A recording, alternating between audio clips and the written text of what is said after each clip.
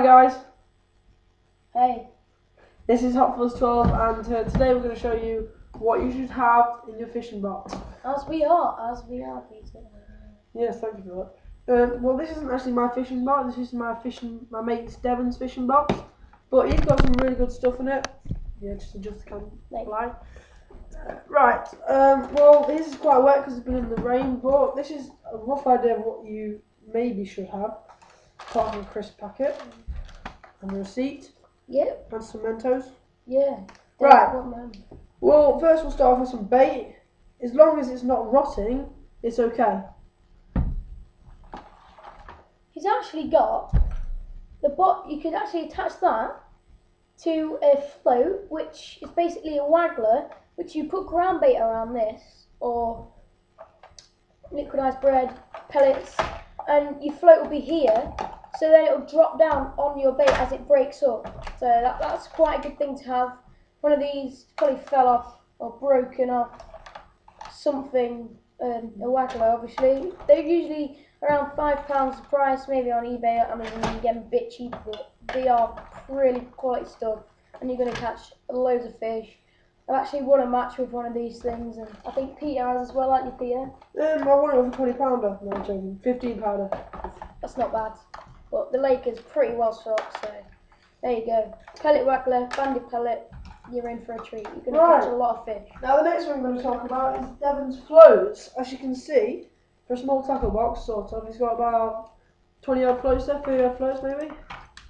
The different ones, some of them are broken. We'll start with the biggest one. It's a nice crystal waggler. Nice little red tip at the top. Not bad. Come on, so is it? I'm not going to go through all of them, but here's a rough idea of them. Actually, having a thin tipped float is ideal because it's more sensitive. Say if you had a float like that, it's not as sensitive as a float like this would be. Because obviously you can tell that this one has a much thinner float, so this one will be more sensitive on bites. So if you've got small fish on that maybe too weak even to pull the float down, then you'd probably notice you'd probably notice it better if you had this float than that float. Just to let you know. He's also got a nice, it's a pole float? It's a pole dimmer float. Dibber float. It's quite nice. It's not a very usual one because you get them normally a lot fatter. It's quite an old float. It's quite an old float, but it still works. On to his methods now. He's got two of these methods. What are they called, Philip? These are simple. These are for big carp method feeders. These are big carp method feeders, so you catch massive carp on these.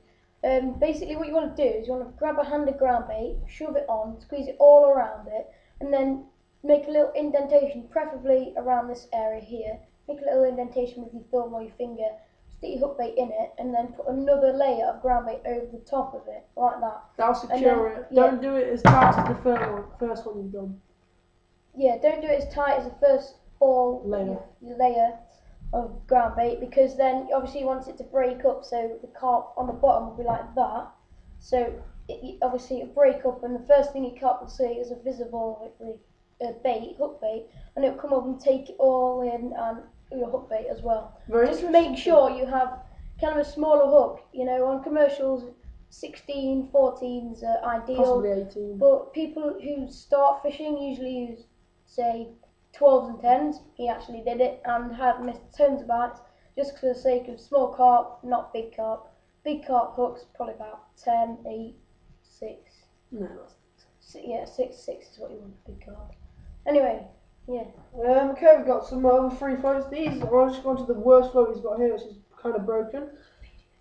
It's quite a little rubbish one. That's from Poundland, I think. Poundland. Right, now this is called a time capsule feeder. It's quite good because it opens as it goes in, so it'll, because you know when you cast, it just flings overhead, so that'll go to the water first, and the pressure of the water will lift that up, and the bait will all fall down, which is pretty good. Onto your hook bait. Yes, onto the hook bait. Now this is just an ordinary maggot feeder. It's a cylindric one. It's got crack in it though. It's very good.